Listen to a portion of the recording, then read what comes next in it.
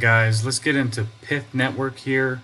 Now, I can say that Pyth has held up relatively good compared to most coins that I look at, since basically this August 5th dump.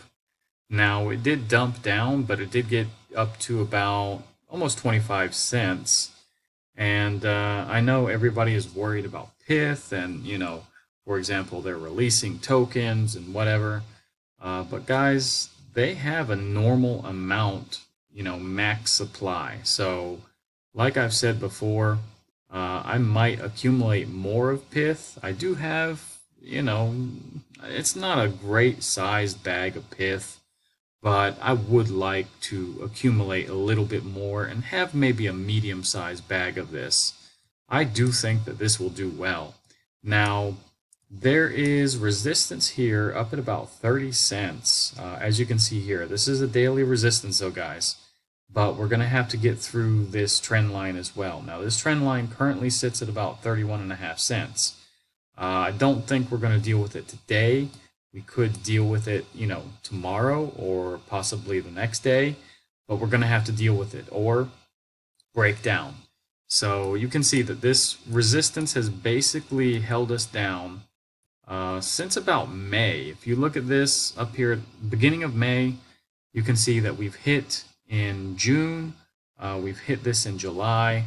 We didn't hit it in August. It's kind of like the trend line for Bitcoin that we just kind of bounced down since March or April. But yeah, we do have to deal with it. Now, let's take a quick look at Bitcoin here. Like I said, we do have a double bottom formation here, and we do have to break this neckline.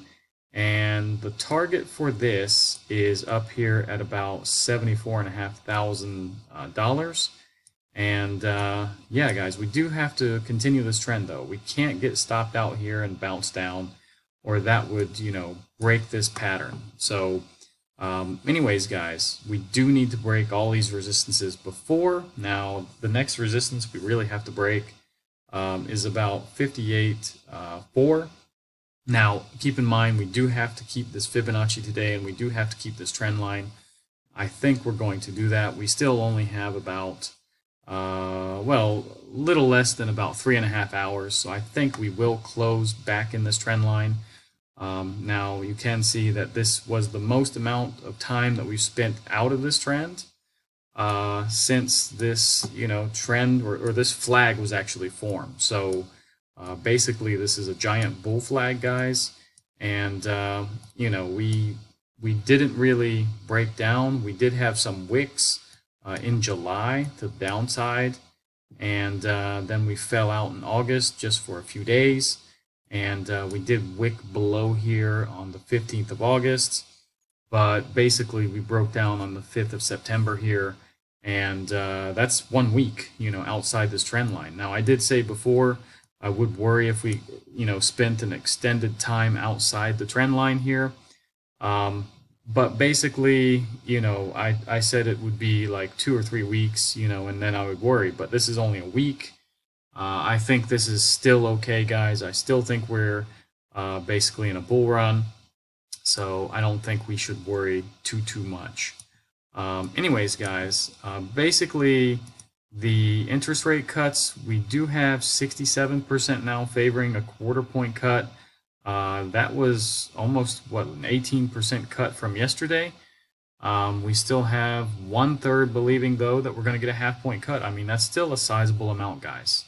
So anything can happen, but probably, I think 25 basis points is really set in stone here for September, guys. So, and like I said, I think November will be another 25, December will be another 25, and I've also said January could be a skip, or we'll be here. So I just think that we could skip and spend a few months reevaluating and come back in March.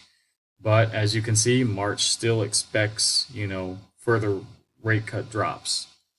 Anyways, guys, the fear and greed is at 31 today, yesterday at 37. So I'm a little bit surprised that we went up, but, fear went lower. So, or we have more fear actually.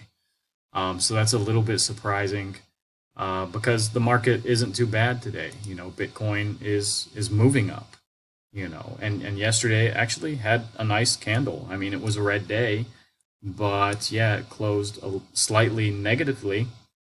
But yeah, I mean, it wasn't a bad day, I think. So I'm a little bit surprised that the fear and greed dropped, 6 points.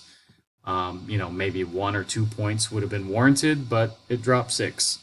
But anyways, guys, the crypto bubbles, basically, this is the top 100 here, guys. Mostly everything is still in green today.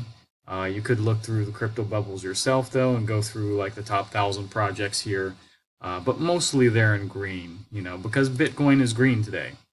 So let's just see if we can hold this trend line. This would be closing above about 57.7 today.